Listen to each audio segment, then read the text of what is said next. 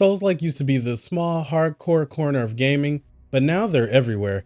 Every year, another brutal action RPG shows up, swinging for the throne held by giants like Elden Ring and Sekiro. This year, the spotlight is on Wuchang Fallen Feathers. It's eerie, soaked in history, and it's launching July 24th of 2025. But let's not forget a game that already stomped onto the scene last year, one of my personal favorites of 2024, Black Myth Wukong. Black Myth Wukong didn't just meet expectations, it blew it away. Unreal visuals, tight combat, deep lore pulled from Chinese mythology, it was a full-on experience. So here we are now with Wuchang keeping up to the plate with his own Chinese mythology, and everyone wondering, does it stand a chance compared to Black Myth Wukong, or is it just chasing after their shadows? Let's break down everything that separates these two massive Souls-likes into the best game of the Chinese mythology. Settings and lore. Black Myth Wukong is pure fantasy. It's based on the Chinese classic of Journey to the West. It throws you into a vibrant, surreal world packed with demons, divine warriors, and spiritual beasts. You'll travel through areas like Blackwind Mountain, jails, snowfields, and sandstorms, each one feeling like it's a moving painting. Wuchang takes a different route entirely. It's grounded in a real story, the late Ming Dynasty of China, a time of chaos, war, and plague. The game is set in Shu, now the modern day Sichuan, where a supernatural disease is turning people into something way less human. The plague doesn't just kill, it corrupts, twists, and puts feathers on humans' bodies and unhinges your mind. You're not just saving the world, you're barely keeping it together in that game. Whereas in Black Myth Wukong, you feel like a legendary figure in an ancient myth, as in Wuchang drags you into a decaying, cursed world where survival means losing a part of yourself each time. Combat and weapons. Wukong centers around one core weapon, the staff. But far from limited, there's 21 variations, each one with wild, flashy powers, flame waves, spear bursts, poison slams, and way more. Built on 3 stances, heavy, balanced, and agile, and you're looking at crazy variety right there. As in, Wuchang gives you more than traditional variety up front. Over 25 unique weapons, spears, greatswords, clubs, claws, and even flamethrowers. Every weapon has its own set of skills and animations, and you can switch between 2 at any moment. Wukong is about mastering one weapon style, and Wuchang is about building a weapon loadout that fits your vibe. Defense and dodging. Black Myth Wukong makes you earn everything in that game. There's no block button at all, no easy parry. It's all about perfect dodging. If you nail one, you restore focus, which powers up your abilities.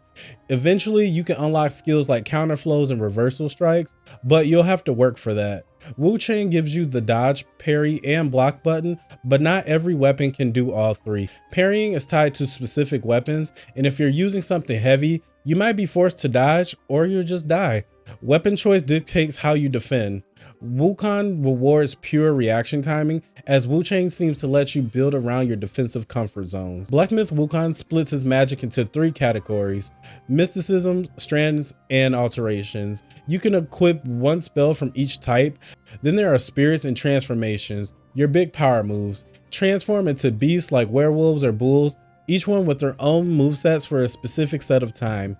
Wuchang goes off the well, however. It gives you over 40 spells with no hard categories. You can pick any 4 spell and combine ice storms with fire bombs and teleport strikes if you want. You can make it as wild as possible. And then there's a madness mechanic in Wuchang. The feather disease builds up the more damage you take or the more times you die in the game. It boosts your damage output but makes you way easier to kill. Reach a high madness level and die, you spawn into an inner demon, a shadow version of yourself guarding your dropped currency. Wuchang's madness adds risk, flavor, and builds potential. You're not just fighting enemies. At one point, you'll have to fight against yourself. Progression, building, and crafting.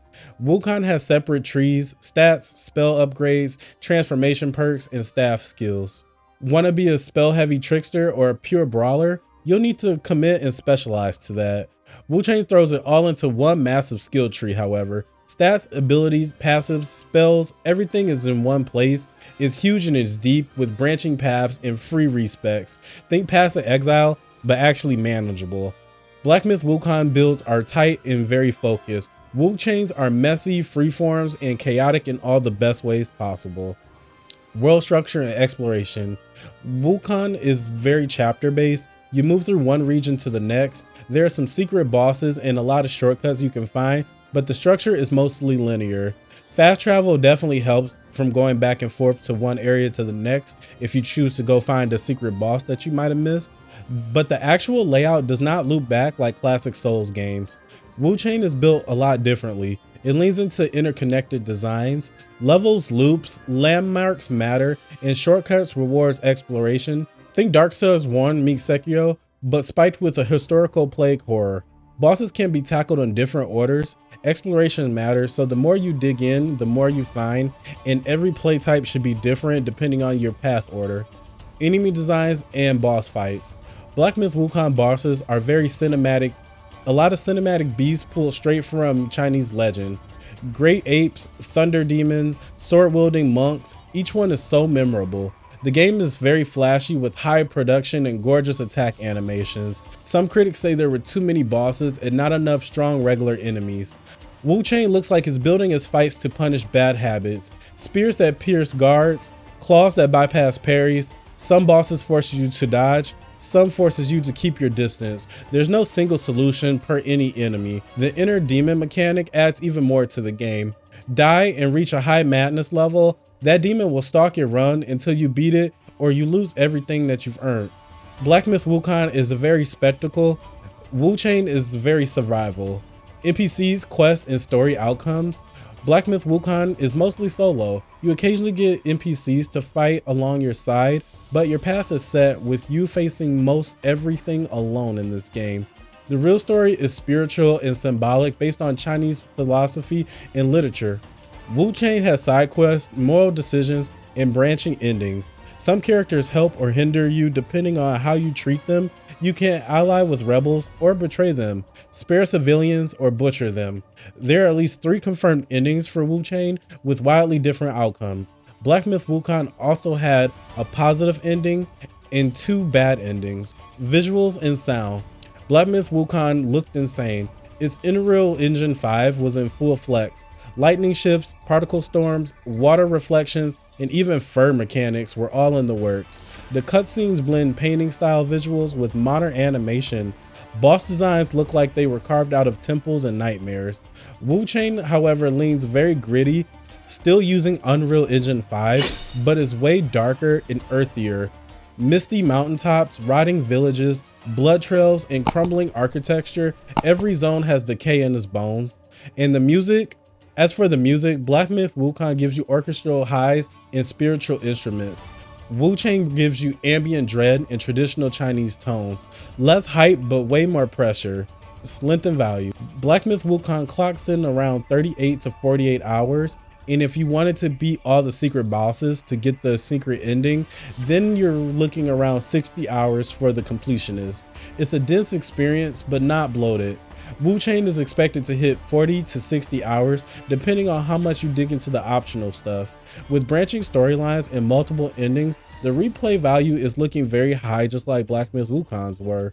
At the time of recording, Black Myth Wukong launched this game at $60. Wuchang will be launching at $50 and it will be available on day 1 on Game Pass. So what's the move?